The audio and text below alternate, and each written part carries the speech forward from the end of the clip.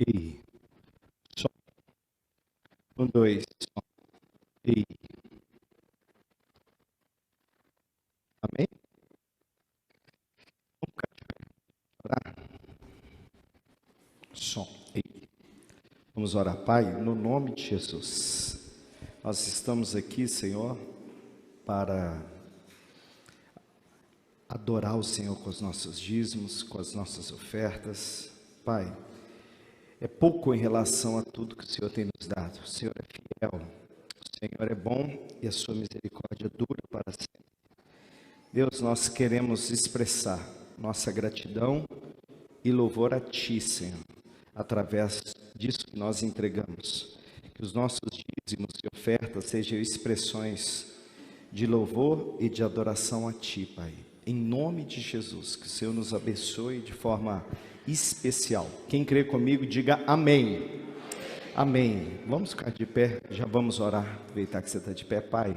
Nós vamos proclamar a Tua palavra agora, e a Tua palavra, Senhor, ela é muito importante. Que o Senhor venha falar aos nossos corações, que o Senhor venha nos direcionar, que o Senhor venha verdadeiramente, Senhor, toca-nos, fala conosco nessa celebração de Santa Ceia tão importante. Espírito Santo, nós precisamos que o Senhor abra o nosso entendimento.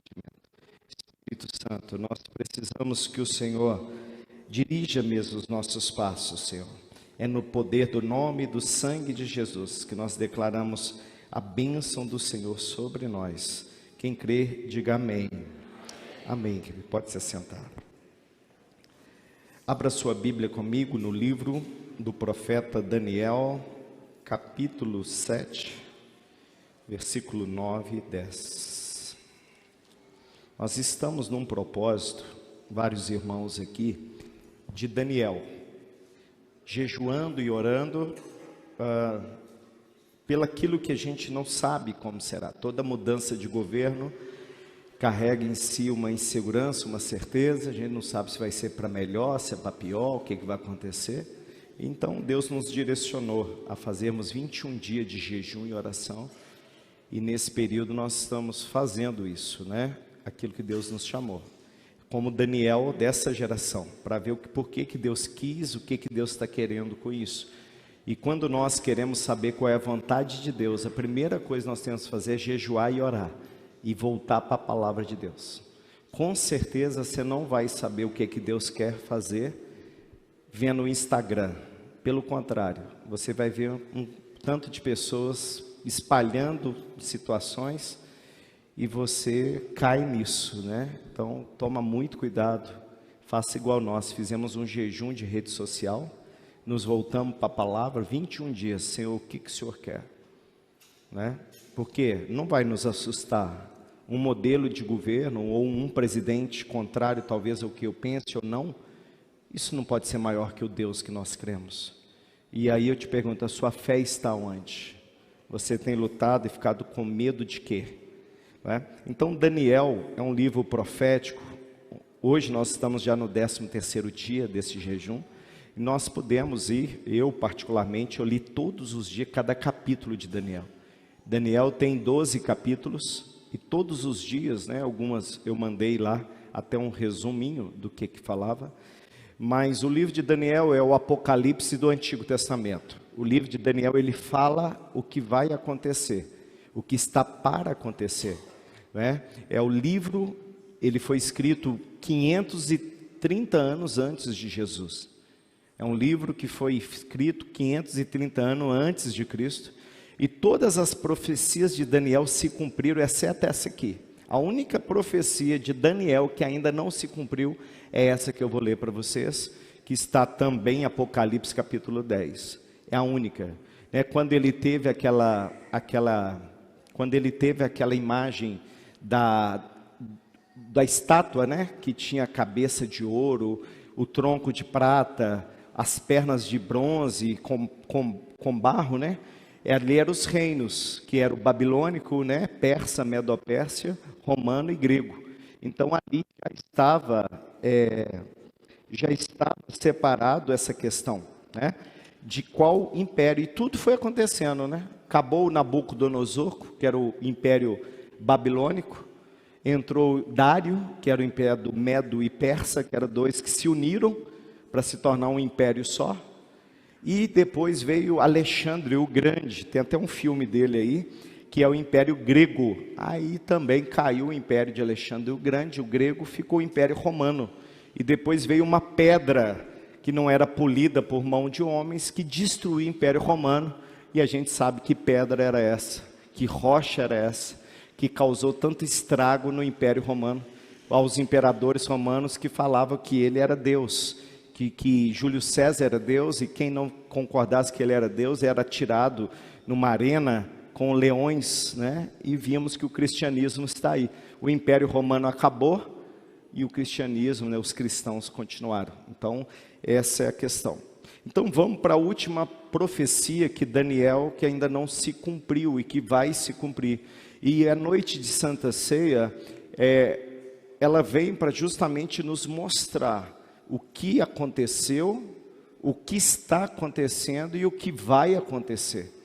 Então, nós, como cristãos de verdade, nós temos que viver o Evangelho dessa forma, olhando para trás, para aquilo que Jesus fez na cruz, olhar para hoje o que está acontecendo, mas olhar para o amanhã, para o que vai acontecer daqui a alguns anos. E assim nós vamos entender. Por isso que a Santa Ceia, ela é justamente esse memorial. É justamente esse memorial de quê? De um pacto que foi feito, uma aliança de Deus com os homens na cruz do Calvário. Então, Daniel, capítulo 7, versículo 9, diz assim: Enquanto eu olhava,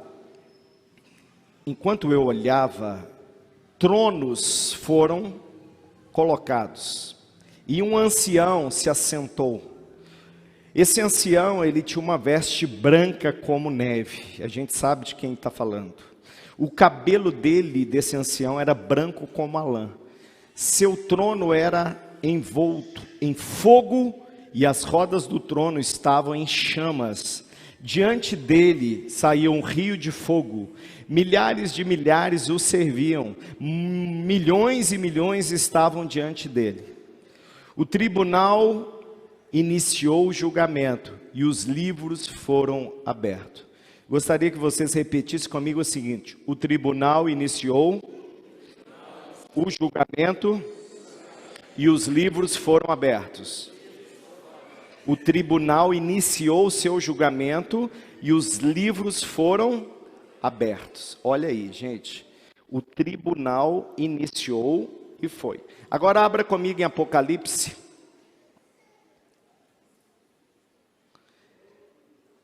Aqui já tinha passado mais de 530 anos, talvez 560 anos. Apocalipse capítulo 20, versículo 11. Vamos ver o cumprimento da profecia de Daniel.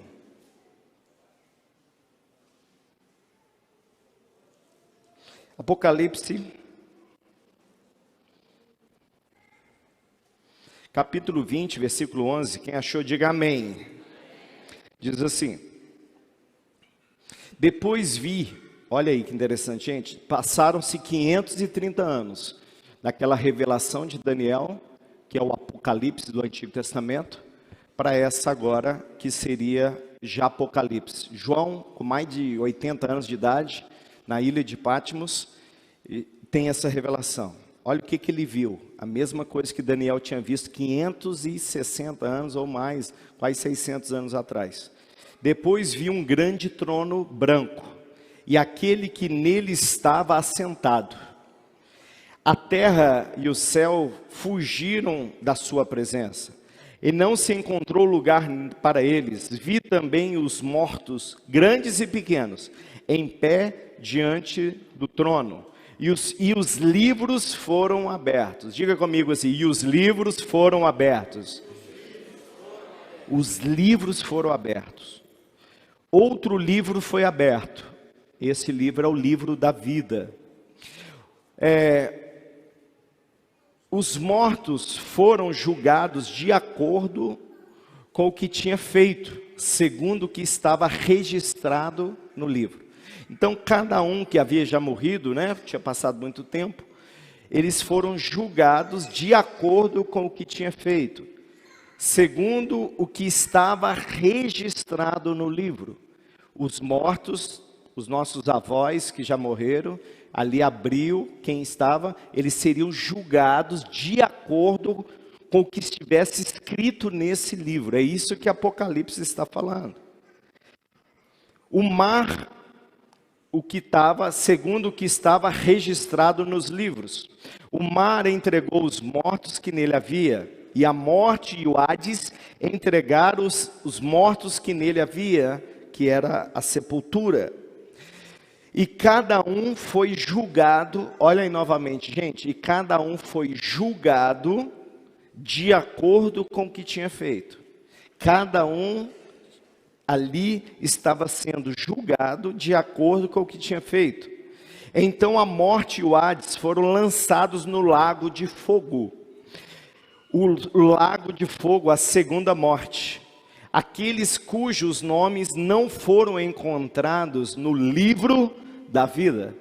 Aqueles cujo nome não for encontrado no livro da vida. O que aconteceu, gente, com essas pessoas? Foram lançadas aonde?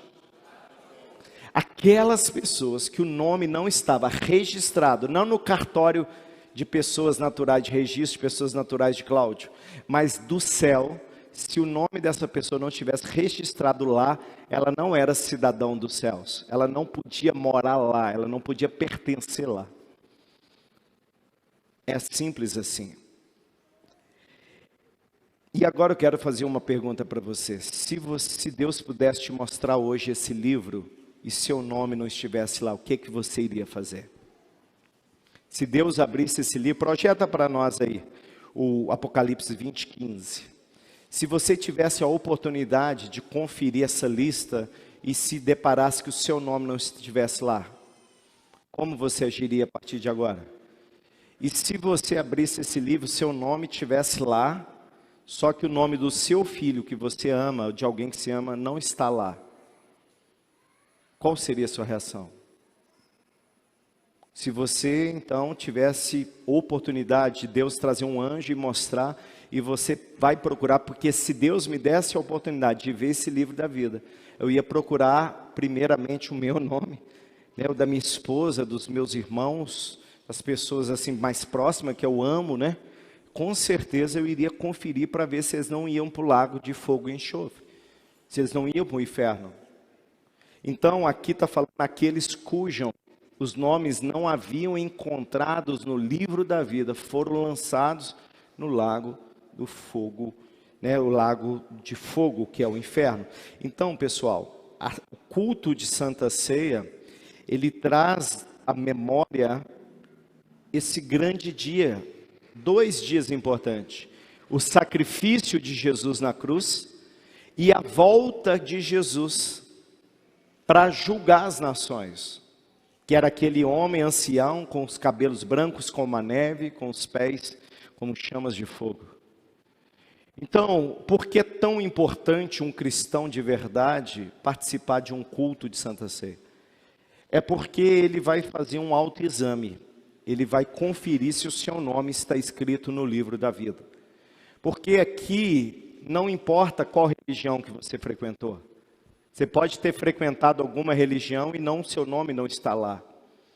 Então não adianta você chegar no céu e falar: eu fui bonzinho, eu nasci em Cláudio, eu era católico, deixa eu entrar. Não vai ser por isso que você vai entrar. Não adianta você falar assim: eu fui bonzinho, não matei ninguém, não roubei ninguém, eu fui de alguma igreja evangélica, deixa eu entrar. Não é assim. Você só vai entrar no reino do céu se verdadeiramente o seu nome estiver escrito lá. Se o seu nome estiver escrito lá. E aqui fala que nós seremos julgados. E a Bíblia fala justamente sobre isso. Se um oficial de justiça chegasse amanhã cedo na sua porta te procurando, com um documento do Tribunal de Justiça de Minas Gerais com a marca de Cláudio, te intimando para um julgamento, para alguma coisa, como que você agiria? Como que você receberia isso? Tranquilo? Geralmente as pessoas apavoram. No meu escritório, quando pessoas leigas ou bem intencionadas chegam com um mandato, às vezes é até para ser testemunha, mas enquanto ela nem sabe, ela quase morre do coração. Ela acha que ela vai ficar presa lá na frente do juiz, que ela, né, que o juiz mata as pessoas lá dentro, o promotor dentro da audiência. Então elas têm muito medo, geralmente. E eu, como mensageiro do evangelho, talvez como um pastor hoje, eu seria um oficial de justiça para vocês. Eu estaria aqui num papel de oficial de justiça, trazendo talvez uma intimação dos céus para vocês. Que vai acontecer um julgamento. E você precisa se intimar, ser intimado para ter poder esse julgamento. Para você não falar assim, Deus foi injusto, Ele não me avisou, eu não tive a oportunidade de me defender. Então, num culto como este, eu como um ministro do Evangelho, talvez minha função aqui é oficial de justiça. Dos céus, não do tribunal da terra, mas do tribunal do reino dos céus. Para falar o seguinte, olha, Deus está falando, vai ter um julgamento. E Ele tem um nome, o grande trono branco. E Ele vai ser julgado e terá uma condenação ou uma absolvição. Eu só tenho dois caminhos ali. Ser julgado, considerado condenado, ou ser julgado e ser declarado inocente. Então, nós sabemos que a Bíblia fala muito sobre isso. Eclesiastes capítulo 12, versículo 14. Eclesiastes capítulo 12, versículo 14 fala assim: pois Deus trará a julgamento tudo o que foi feito, inclusive tudo que está escondido, seja bom, seja mal. A sua Bíblia está escrito isso? Sim ou não? Sim ou não, gente? Vocês estão com medo? Estão acuados? Sim ou não? A Bíblia é a constituição do reino dos céus. A Bíblia é a constituição do reino dos céus. Deus não é como os ministros do STF, que não respeita a carta maior e faz conforme a cabeça deles. Deus respeita aquilo que Ele constituiu como lei. E a Bíblia é a constituição do reino dos céus. E Ele vai julgar segundo a constituição, não segundo o interesse de alguém. E há esse julgamento, a palavra dele, no artigo, né? Só que aqui a gente chama de versículo ou capítulo, e inciso a gente chama de versículo. Mas aqui fala que Deus, Ele trará julgamento. Tudo que foi feito, inclusive tudo que está escondido. Tudo que não é bom, seja mal. Então fique tranquilo. Pastor, está falando mal, está caluniando, está tentando. Querido, você nunca leu Eclesiastes 12, 14?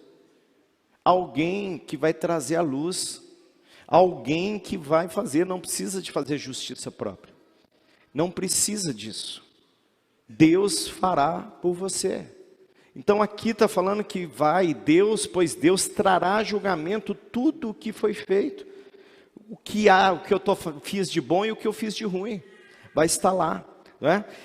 2 Coríntios capítulo 5, versículo 10. 2 Coríntios capítulo 5, versículo 10. Olha o que aqui fala, gente.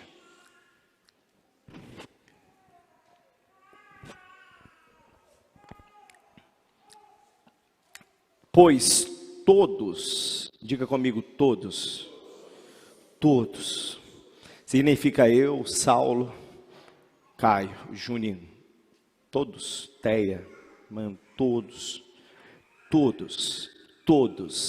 nós devemos comparecer perante o tribunal de Cristo.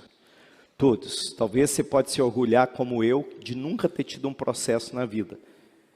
Né? Você pode falar, nunca precisei de ir lá no fórum, para ser condenado, lógico.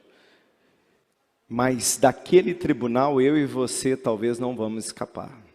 Ali diz que todos nós devemos de comparecer perante o tribunal de Cristo, para que cada um receba de acordo com as suas obras. Cada um vai receber de acordo com o que, gente? Com as suas obras.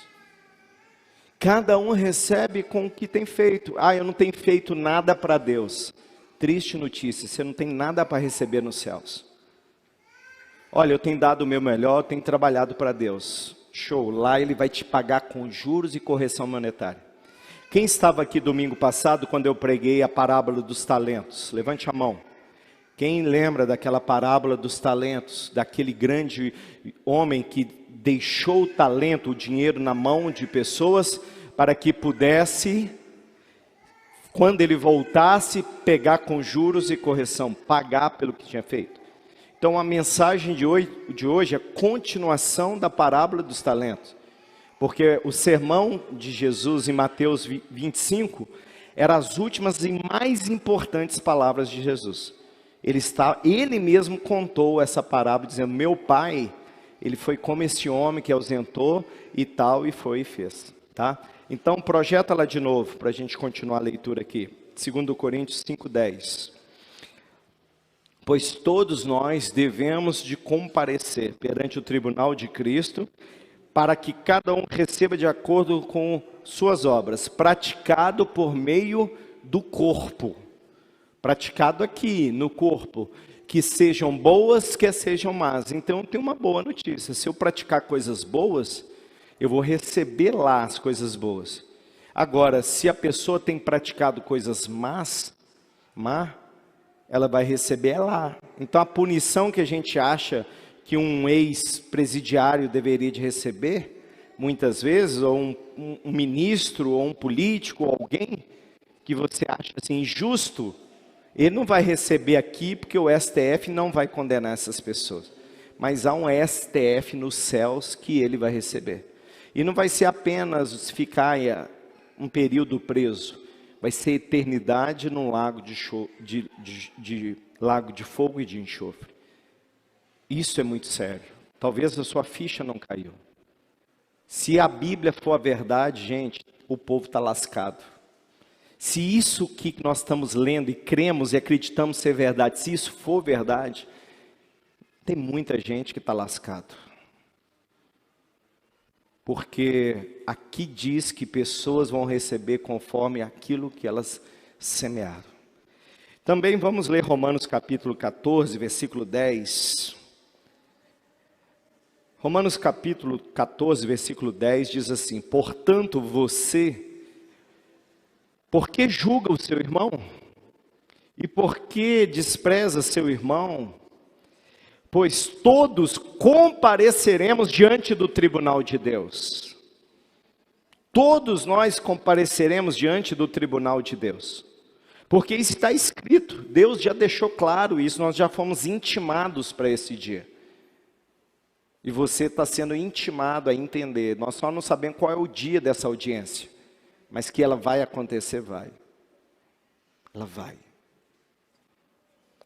Por mim mesmo jurei, diz o Senhor, diante de mim, todo joelho se dobrará, e toda língua confessará que sou Deus.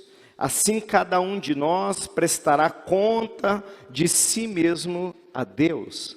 Cada um de nós prestará conta de si mesmo a Deus. Quem é membro dessa igreja e me conhece como pastor há muitos anos, sabe que eu não sou de ficar na cola de ninguém, nem ficar preocupado com a vida pessoal de ninguém. Eu não sei pastorear pessoas imaturas, eu só sei pastorear pessoas maduras, pessoas que têm responsabilidade. Eu não fico perguntando nem querendo saber da vida particular de ninguém. Eu acho que Deus vai julgar isso, não vai ser eu. Não será eu. Infelizmente, há muitas pessoas que elas só conseguem viver na igreja se tiver algum pastor como se fosse um zagueiro na cola de um centroavante, né? Como se fosse aí na Copa do Mundo aí, quando o Cristiano Ronaldo ou o Neymar for sair, tem 2, 3 ali em cima para ele não pecar. Infelizmente eu não tenho esse dom. Infelizmente eu sempre levei muito a sério isso, assim cada um de nós prestará conta a si mesmo a Deus. Então quando eu vejo algo, por mais que até eu vejo e imagino pessoas fazendo coisas erradas, eu acredito que ela vai prestar conta direto para Deus. Que ela vai pagar, ela vai ter que prestar conta para Deus, não para mim. Porque eu não morri por ela na cruz. Então, o que acontece? Então, aqui fala que assim cada um de nós prestará contas de si mesmo a Deus. E aí é um problema, porque tem pessoas que casadas com pastores, com ministros, com líderes de célula, com pessoa muito ativa no reino. E ela meio que fica inativa, parece que um sobressai muito e a outra fica meio na carona. Isso é muito ruim. Isso é muito ruim, porque muitas vezes acha que por um está bem indo lá, o outro está de carona. Só que na hora da prestação de conta, cada um de nós vamos prestar individualmente.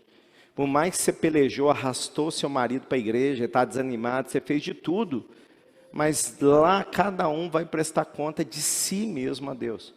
Aqui é muito claro com isso, cada um de nós. Então, cuidado para você não achar assim, meu marido já faz muito, eu não preciso fazer tanto. Cuidado, porque aí lá ele recebe muito, lá você não vai estar casado com ele, e você não vai ter nada no reino dos céus.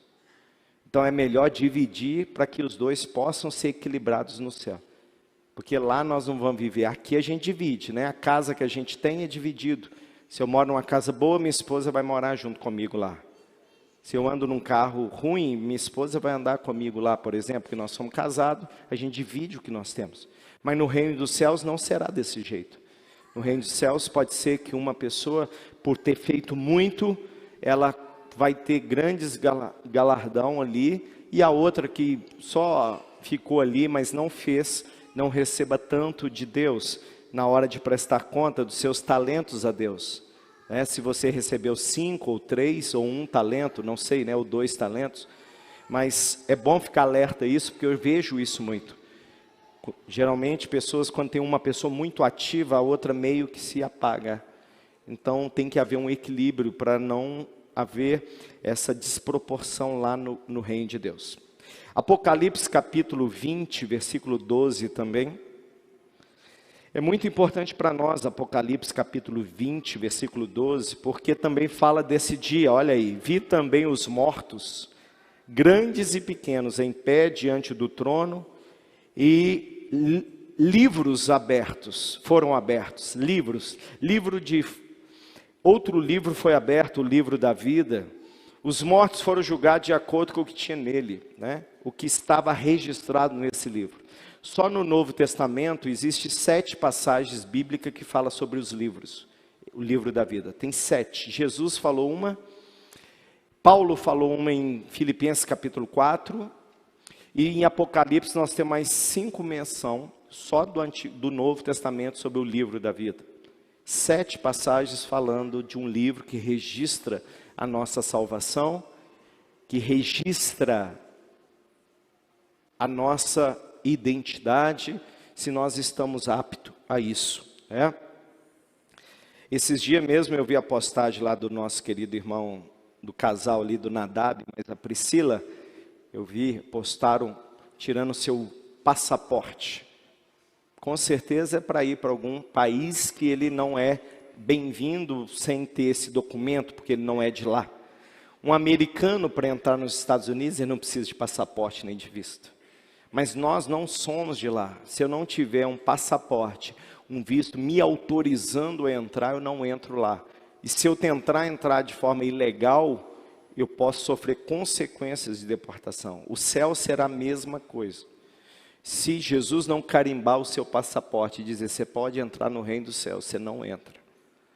Se você não for, se você não estiver habilitado, por isso é um pacto. Por isso que a Bíblia, nós vamos celebrar agora, daqui a pouquinho, eu vou falar assim, este é o novo testamento no meu sangue, a nova aliança no meu sangue. Para a gente entender que tudo que Deus faz é jurídico, é sério, tem algo, por isso que o tema dessa mensagem hoje é a seriedade do pacto. É a seriedade de um pacto. Qual pacto? O pacto da cruz, o pacto da ceia. Que nós entendemos isso. 1 Coríntios capítulo 4, versículo 5. 1 Coríntios capítulo 4, versículo 5 diz assim: portanto, não julguem nada antes da hora devida, esperem até que o Senhor venha. Olha aí, gente. Não fique julgando antes da hora devida. Esperem até que o Senhor venha. Ele trará à luz, o que está oculto nas trevas e manifestará as intenções do coração. E Ele manifestará a intenção do coração. Nessa ocasião, cada um receberá de Deus a sua aprovação. Neste momento, cada um de nós receberemos de Deus a aprovação. Se Ele nos aprovou como servos, como seus filhos. Então, o que é a Santa Ceia? A Santa Ceia seria como se fosse um pré-vestibular, como se fosse um teste, como se fosse um simulado, para você ver se você está pronto ou pertinente a entrar, porque ainda dá chance de melhorar. Porque se não estivesse pregando aqui, você morresse sem ser aprovado por Deus, você falar, poxa, eu nem vi como é que eu estava. Talvez eu estava achando que eu estava bem e eu estava mal. Ou talvez eu achava que eu estava mal e eu estava bem. Então eu falo que um culto como este, que eu prego de acordo com a palavra de Deus, por isso, num culto de Santa Ceia, eu acho que um pastor não poderia trazer outro ensinamento, senão este. Porque o propósito da Santa Ceia é anunciar a morte do Senhor até que Ele venha. Então esse é o propósito, para isso que Deus instituiu a ceia, Jesus instituiu a ceia. Então o que eu acredito?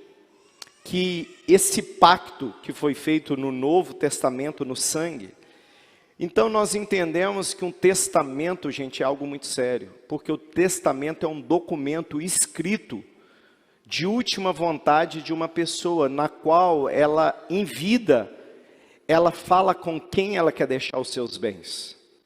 Testamento é um documento jurídico, no qual uma pessoa declara qual é a sua vontade após a sua morte. Você pode fazer isso lá no cartório com a Daiane, né, com a Cleide. Você pode fazer o seguinte, olha, eu quero deixar isso para isso, eu quero deixar aquilo, a minha vontade sobre os bens que me pertencem. Jesus, por isso é um novo testamento, ele fez uma nova aliança, um novo pacto, porque havia um antigo pacto feito em Abraão, no qual nós não estamos incluídos nele, só o povo judeu. Só o povo judeu está incluído no pacto da antiga aliança, por isso eles cumprem os 10 mandamentos fielmente. Por isso, para um judeu ser salvo, teoricamente, pela aliança, pela primeira aliança de Abraão, ele vai ter que cumprir os 10 mandamentos. E nós, mesmo cumprindo os 10 mandamentos, nós não seríamos salvos por ele. Porque nós somos pecadores, gentios, nós não somos filhos da promessa. Nós só somos salvos através de Jesus, porque Ele nos adotou. Porque em Cristo nós somos mais que vencedores. Então eu recebo a minha filiação através de Jesus e não pelas obras que eu pudesse praticar. Mesmo talvez cumprindo os mandamentos, que são 630 mandamentos, não são só 10, 10 é os principais. Mas existem 630 mandamentos, e talvez seja muito difícil, não é? Nós já não conseguimos cumprir 10, imagina 630 mandamentos, não é? Então, o que acontece? Essa celebração de hoje é a mais importante de todas as celebrações e culto que nós podemos ir. Pois nos faz lembrar e nunca perder de vista o sacrifício de Jesus. Então, como eu disse, a Santa Ceia é um simulado. A Santa Ceia é aquele teste para você ver se você vai ser aprovado ou não naquele teste que virá. Hoje eu estava ouvindo uma irmã, acho que foi a Suelen, falando que está tirando carteira e que fez um simulado que saiu bem. E aí ela está indo no caminho bom. Ou se não, eu fiz um simulado lá, mas eu tirei pouco, então eu vou estudar. Eu vou ver onde que eu estou errando. Então, culto de Santa Ceia, querida, é porque lá no dia do julgamento você não vai ter chance de consertar. A chance que nós temos de consertar a nossa vida, a chance que nós temos de melhorar é hoje. A chance que nós temos de perdoar o nosso irmão é hoje. A chance que nós temos de falar, poxa, eu vou ficar parando de brincar e levar o evangelho a sério, com a devida honra, é agora. Porque como eu li para os senhores e senhoras, é algo muito sério. Nós estamos falando de um julgamento. Eu não sei se você já esteve num tribunal, num júri, mas é algo muito tenso, é algo muito formal. Então não é algo que as pessoas ficam rindo. Eu não vejo pessoas brincando, rindo ou fazendo piada na frente de um juiz. E no tribunal não será diferente. Então, quando eu, como cristão, entendo o que está para acontecer, minha vida se posiciona diferente. Quando eu não tenho compromisso com nada, eu não tenho um compromisso, tudo está bom. Quando alguém não tem um objetivo de vida e fala assim, olha, eu quero conquistar isso, depois aquilo, e ela vive só pelo que ela come ali do dia, tá bom? Não tem isso. Quando uma pessoa tem uma meta e ela quer chegar num físico, numa musculatura, num corpo ideal que ela controla, ela mede seu peso, ela acompanha, ela se controla. Mas quando é aquele tipo de pessoa, tipo, não estou muito preocupado, então assim, o quanto que vai comer, o quanto... Um exemplo, é a mesma coisa, enquanto a gente não acompanha, não tem um compromisso com aquilo, parece ser mais fácil, mas depois vem a consequência disso. E talvez você pague um preço, você quer ficar dentro de uma faixa de peso, uma alimentação, seguir o que a nutricionista te manda fazer, né? E aí o que acontece? Você acha mais difícil, muito mais fácil a gente ir agora para a pizzaria, comer pizza, tomar Coca-Cola, do que se seguir uma dieta. Só que lá na frente, na hora que o diabetes chegar, pressão alta, e você começar com 60 anos, já não aguentar muita coisa mais, vem a consequência. Enquanto o outro que manteve a sua saúde em dia, sua alimentação, vai ter muita vida melhor, disposição. O evangelho é a mesma coisa. Tem pessoas que, como essas que eu citei, não estão preocupadas com nada. Eu vou beber, pode beber à vontade, não tem nada que te proíbe. Eu vou fumar, fuma. Eu vou fazer tal coisa. Eu vou namorar com uma, duas, três. No primeiro momento é o mais fácil, porque você não tem que ter compromisso com nada. Só que na hora que chegar a consequência, é que você vai ver. Na hora que chegar esse julgamento, aí sim que as pessoas vão, poxa, eu achava que aquilo era brinquedo. Eu achava, Jesus, que essa história do evangelho era tipo Netflix, que as séries que a gente acompanha. Eu não sabia que o negócio ia acontecer. E é isso que vai acontecer, a Bíblia fala sobre isso, né? Então, irmãos, nós queremos agora finalizar esse culto, tomando a Santa Ceia, com esse temor e tremor nos nossos corações, né? Sabendo que a mensagem da Santa Ceia é para nos deixar alinhado com o propósito de Deus. A mensagem da Santa Ceia é para você ver, gente, eu estou meio relapso, eu vou me posicionar, eu estou levando as coisas de Deus de qualquer jeito, ainda dá chance de eu melhorar, eu posso fazer algo diferente hoje. Então nós vamos nos posicionar, os diáconos que vão servir, já vão pegar os elementos. E vamos ficar de pé, para a gente ler o texto da Santa Ceia. 1 Coríntios capítulo 11, versículo 23. 1 Coríntios capítulo 11, versículo 23.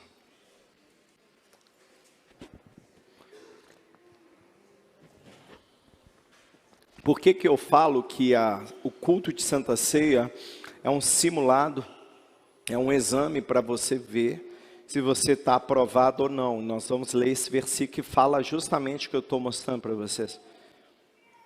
É uma reflexão. Talvez se eu estivesse pregando aqui sobre bênção e prosperidade, você vai sair daqui muito mais, talvez, animados com o que eu estou falando para vocês. Mas poderia maquiar uma situação que não é a sua realidade espiritual. Por isso eu tenho muito medo dessas pessoas que não congregam numa igreja séria, que não tem um pastor sério como eu, porque elas vão para a internet e escolhem os pregadores conforme a beleza da sua oratória, o seu texto. E não vão faltar pessoas bonitas, simpáticas, ricas, trazendo mensagens boas, mas talvez camuflando o seu pecado, camuflando a sua realidade, escondendo talvez algo que só você precisaria de examinar. Então, essa palavra de 1 Coríntios, capítulo 11, versículo 23, diz assim: pois eu recebi do Senhor, também vos entreguei, que o Senhor Jesus, na noite que foi traído, ele tomou um pão e, tendo dado graças, partiu e disse: isto é o meu corpo que é dado em favor de vocês. Façam isso em memória de mim. Da mesma forma, depois da ceia, ele tomou o cálice e disse: esse cálice é a nova aliança no meu sangue, o novo pacto no meu sangue. Façam isso sempre que o beberdes, em memória de mim. Porque sempre que vocês comerem esse pão e beberem esse cálice, anunciais, vocês anunciam a morte do Senhor até que ele venha. Então, todas as vezes que nós comermos esse pão e bebermos esse cálice, nós vamos anunciar a morte do Senhor até que ele venha. E é isso que nós estamos falando. Portanto, todo aquele que comer o pão ou beber o cálice do Senhor indignamente, sem ser digno dele, será culpado. Olha aí, ou na tradução atualizada, será réu do corpo e do sangue do Senhor. Se tornará réu nesse julgamento, ou se tornará culpado do corpo e do sangue. Olha aí, gente, o vestibular nosso hoje, o simulado. Examine-se, cada um a si mesmo. Eu tenho que me examinar. Cada um a si mesmo, examine-se, cada um a si mesmo. E então, coma do pão e beba do cálice. Pois quem come e bebe sem discernir, sem entender a gravidade ou a responsabilidade desse pacto, a seriedade deste pacto, se tornará, aqui ó, pois quem bebe e come sem discernir o corpo do Senhor, come e bebe para sua própria condenação, ou trará juízo para si, dependendo da sua tradução da Bíblia, trará condenação para você. É igual aquele réu que na hora lá fala uma coisa e aquilo incrimina ele e ele sai de lá da audiência culpado e vai para a cadeia, porque ele se tornou um réu, ele trouxe condenação para si mesmo ali. Então, olha que interessante, por isso há entre vocês muitas pessoas fracas e doentes, e vários que já dormiram, que dormem, mortos espiritualmente. Mas se nós tivéssemos o cuidado de examinar nós mesmos, nós não receberíamos o juízo. Porque muitas vezes a gente vai falar, não, está tudo bem, eu até sou um bom cristão, sou até uma pessoa boa, eu olho para o outro irmão lá, vacalhado demais. Mas aqui diz que se a gente julga a gente, às vezes a gente meio que passa a mão em nós mesmos, né? Na cabeça, assim, alivia. Mas olha quem que vai nos julgar, isso que é o interessante. Olha aqui. Quando, porém, somos julgados pelo Senhor, quando, porém, somos julgados pelo Senhor, estamos sendo disciplinados, para que não sejamos condenados com o mundo. Que não sejamos condenados com o mundo. Que não sejamos condenados com o mundo. Então, nessa noite, eu não sou um pastor aqui. Eu sou um oficial de Deus. Um oficial de justiça de Deus. Para te entregar uma intimação e dizer: vai acontecer um julgamento, e cuidado para você não ser condenado com este mundo. Essa mensagem é muito séria. Quando a gente prega o evangelho para os nossos irmãos, cunhados, gente, não é porque a gente quer tirar ele de uma igreja que talvez ele não está gostando para nós. Talvez lá na igreja A, B ou C, lá não tem muita palavra, então vou trazer aqui, é melhor. Não é só para isso. A gente quer trazer a pessoa para a realidade de Cristo. A gente quer que ela entenda e discerne que a nossa vida cristã é muito séria. Quando um oficial de justiça chega na sua casa, lá com uma intimação, é coisa séria. Ele não está lá para brincar. Ele não está lá para fazer alguma coisa séria. Quando eu estou aqui nesse momento, como um mensageiro de Deus, é algo muito sério.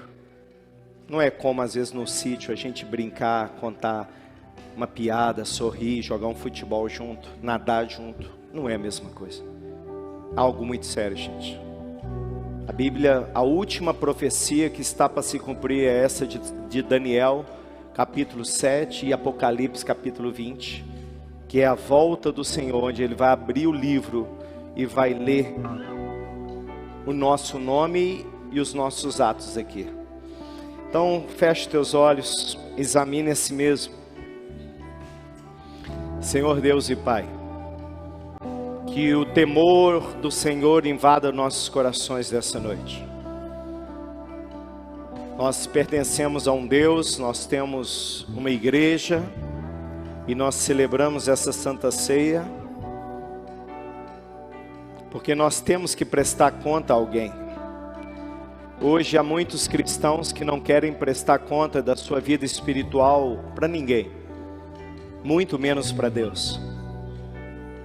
Mas às vezes é melhor a gente prestar conta da nossa vida espiritual aqui para um pastor terreno, para a gente nos acostumar, porque um dia nós vamos estar diante do Supremo Pastor. E se eu não tiver coragem de confessar os meus pecados aqui, talvez eu não vou ter coragem de confessar lá também. Senhor, com essa mensagem, a seriedade do pacto, que cada um que venha participar dessa Santa Ceia, participe com temor e tremor em seu coração, com alegria de saber que foi absolvido, e não com a dúvida de talvez achar que foi condenado. Se você ainda tem dúvida se o seu nome foi escrito no livro da vida, é preciso você fazer uma confissão de arrependimento. Ao final deste culto eu vou estar aqui na frente, e todas as pessoas que estão vindo, visitantes, que ainda está começando sua caminhada, que não entregou sua vida para Jesus, terá a oportunidade de chegar perto de mim e falar: pastor, eu quero entregar minha vida a Jesus, e eu quero que o Senhor ore para mim, para que o meu nome esteja escrito no livro da vida. E nós vamos fazer essa oração, para que você possa confessá-lo publicamente aqui. A Bíblia diz em Romanos capítulo 10, versículo 17, todos aqueles que me confessarem aqui, o meu Pai o confessará. Mas todo aquele que não me confessar, Deus também não poderá confessar. Significa que nós não entendemos, não discernimos. Então, querido, nós vamos começar a servir a ceia. Eu vou dar o comando aqui para os diáconos, mas eu gostaria de te pedir com muito temor e tremor: só receba o cálice se você estiver em comunhão com Deus. Só se você verdadeiramente tiver Deus encontrar arrependimento no seu coração. Não tome esse cálice apenas porque está na hora da ceia. Essa é a grande oportunidade de você falar: eu estou dando o meu máximo, eu estou dando o meu melhor. Eu sei, Deus, perfeito eu não sou, eu sou um pecador, mas Deus sempre encontra lugar de arrependimento em meu coração. A minha oração, querido, é que o Espírito Santo te toque de dentro para fora. A minha oração é que o Espírito Santo traga paz ao seu coração agora. A minha oração é que o Espírito Santo possa falar contigo assim: filho, esse é o caminho. Meu filho amado, em quem eu me comprazo, em quem eu tenho meu prazer. Essa é a hora, querido, que Deus separa os verdadeiros discípulos daqueles que nem preocupados em vir num culto de Santa Ceia estão. Essa é a hora que Deus faz a distinção dos discípulos, porque naquela ceia, onde Jesus falou isso em Mateus 26, 26, só tinha 12 pessoas naquele lugar.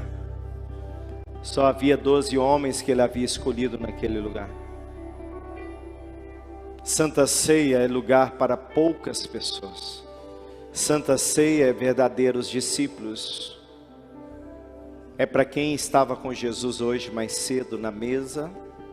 É para quem amanhã vai estar com Jesus, vai tomar café com Ele. Ceia para discípulos e discípulos, aqueles que andam com Jesus. Você tem andado verdadeiramente com Jesus? Então examine o seu coração. Se você é um discípulo, você vai receber o cálice, você vai receber o pão. Mas se você não está em comunhão com Cristo, se você não está em comunhão com a igreja, talvez não esteja em comunhão com o seu irmão, você vai orar, se arrepender e buscar lugar em Deus. Os nossos diáconos, servos de Deus, vão estar distribuindo os elementos. Pode ir receber, entregar para aquelas pessoas que, como aqueles 12, têm andado com Jesus, têm procurado Jesus, mas não rejeitou. Então assim foi levado ao lugar de muita dor, crucificar, pegaram suas mãos, chicotear, sangue caía no chão. Amém. Mas ele não reclamou. Obrigado, Senhor. Ele não reclamou. Ele só perguntou.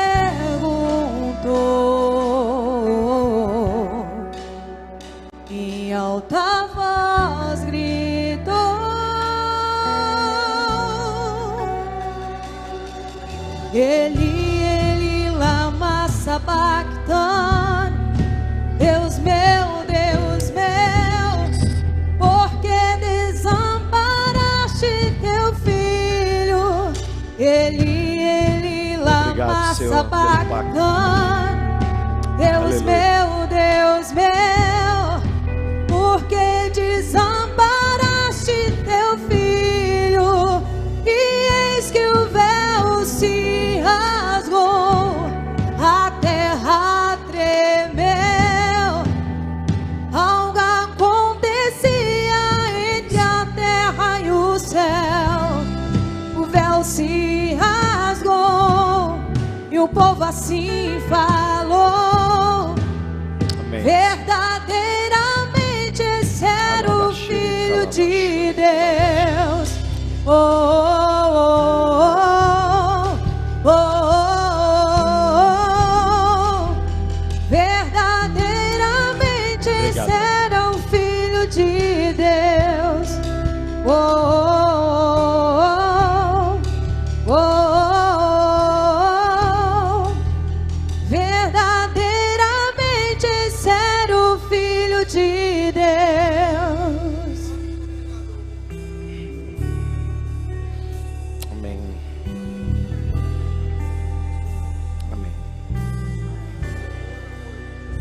Ele não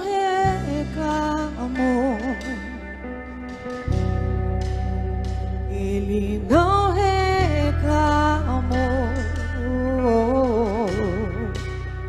Ele só perguntou.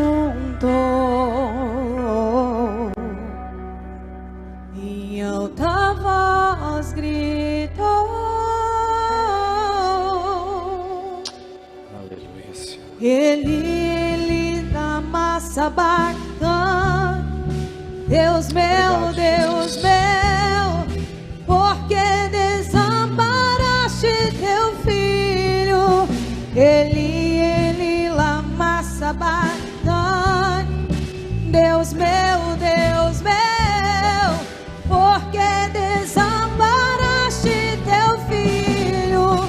E eis que o véu se rasgou, a terra tremeu. Algo acontecia entre a terra e o céu. O véu se rasgou e o povo assim falou: verdadeiramente ser o Filho de Deus. Oh, oh, oh, oh, oh. Verdadeiramente ser o Filho de Deus. Oh, oh, oh, oh. Verdadeiramente ser o Filho de Deus. Ai, Jesus. Sim, ele é o Filho de Deus.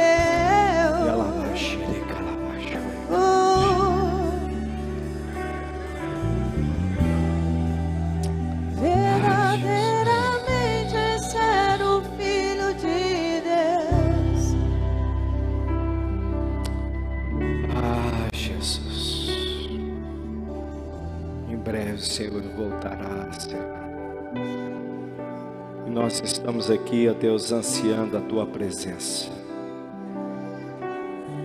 Nós estamos aqui, Senhor, porque não sabemos se amanhã é nosso último dia, se é hoje. Mas de uma coisa nós queremos, Senhor: viver para agradar o Senhor. Nós não sabemos quanto tempo nos resta nessa terra. Se hoje é meu último dia, Senhor, mas uma coisa nós queremos, Senhor: ser encontrados fiéis a Ti. Nós queremos, Senhor, que no livro da vida esteja o nosso nome ali. Nós queremos, Senhor, não nos deixe ali. E por misericórdia, Senhor, os nomes dos nossos pais, dos nossos irmãos que tanto amamos, um afilhado que a gente ama, que ao sairmos desse culto nós possamos levar essa mensagem adiante a outras pessoas. Falar com ela: prepara-te, ó Israel, para se encontrar com seu Deus. Prepare-te, ó Israel, para se encontrar com seu Deus.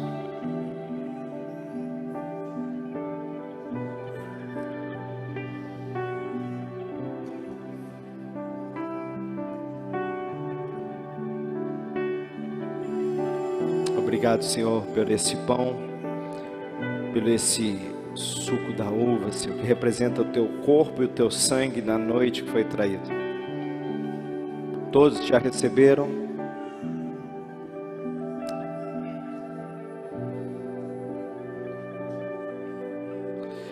Porque eu recebi do Senhor o que também vos entreguei, que o nosso Senhor, que o Senhor Jesus, na noite que foi traído, tomou um pão e, tendo dado graças, partiu e disse: isto é o meu corpo, que é dado em favor de vocês. Façam isso em memória de mim. Senhor, obrigado pelo verdadeiro pão vivo que desceu dos céus, que é o Cordeiro de Deus que tira o pecado do mundo. Senhor, nós te damos graça, porque da mesma forma que o corpo dele foi moído ali na cruz, para que nós tenhamos vida hoje, hoje nós podemos ser curados. Pelo seu sangue derramado na cruz nós fomos perdoados, fomos aceitos, fomos feitos filhos de Deus. Todos nós comamos o pão.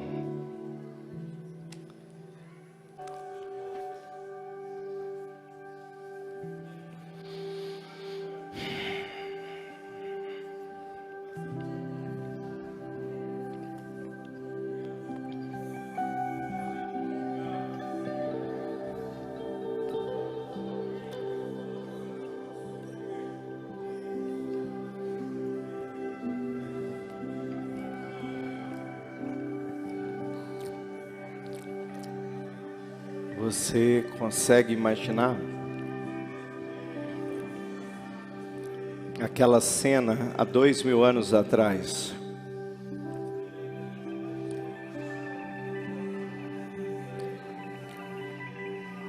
Aqueles 12.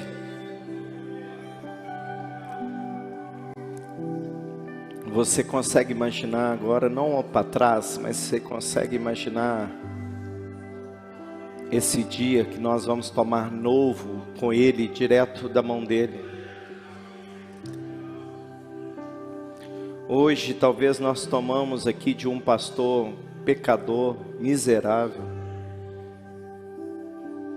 Mas daqui a alguns anos, quando você abrir os seus olhos lá, talvez você vai receber direto da mão dEle. E vai ouvir: servo bom e fiel, foste fiel no pouco, sobre o muito eu te colocarei. Entra para o gozo do teu Senhor. Você consegue imaginar? Porque a celebração da ceia é para você visualizar com a sua mente esse glorioso e grande dia que nos aguarda. A última profecia de Daniel a se cumprir.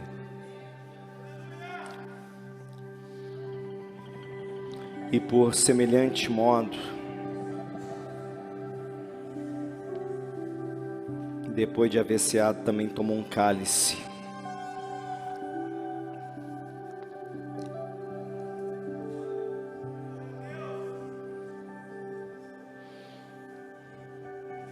Da mesma forma, tomou um cálice e disse: esse cálice é a nova aliança, o novo testamento, o novo pacto, que eu vou deixar escrito de tudo aquilo que eu, na hora que eu morrer, eu partir, eu quero que os meus filhos, os meus testamenteiros, possam ter de direito e herança.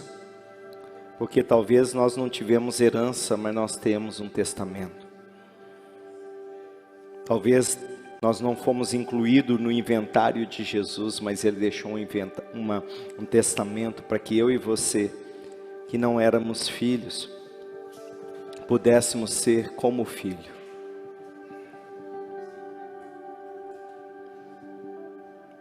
Este cálice é a nova aliança no meu sangue. Façam isso sempre que o beberdes em memória de mim. Porque sempre que vocês comerem esse pão e beber esse cálice, anuncia a morte do Senhor até que Ele venha. Todos nós tomamos do cálice do Senhor até que Ele venha.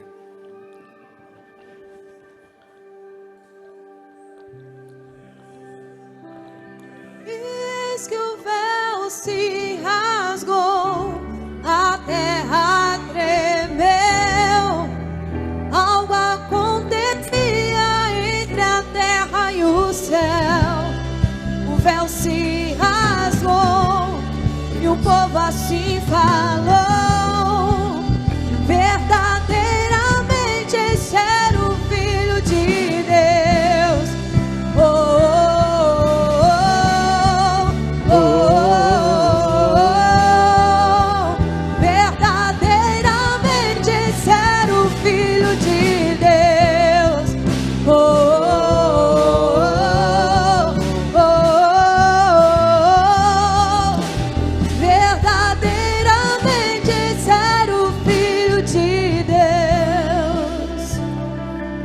Pai, nós te agradecemos por essa celebração.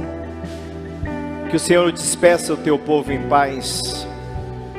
Que esses elementos da ceia tragam vida para nós, Pai. Que esses elementos da ceia tragam cura,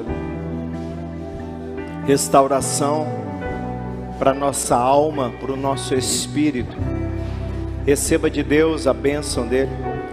Ao final do culto eu vou estar aqui. Você quer entregar sua vida para Jesus, quer se reconciliar com Ele, ou necessita de uma oração, os pastores vão estar aqui à frente, te auxiliando neste momento.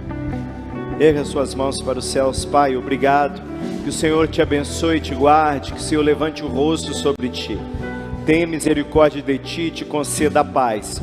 Que o amor do nosso Deus e as duas consolações do Espírito Santo esteja sobre a sua vida, agora e para sempre. Amém. Vão em paz, Deus abençoe. Uma ótima noite.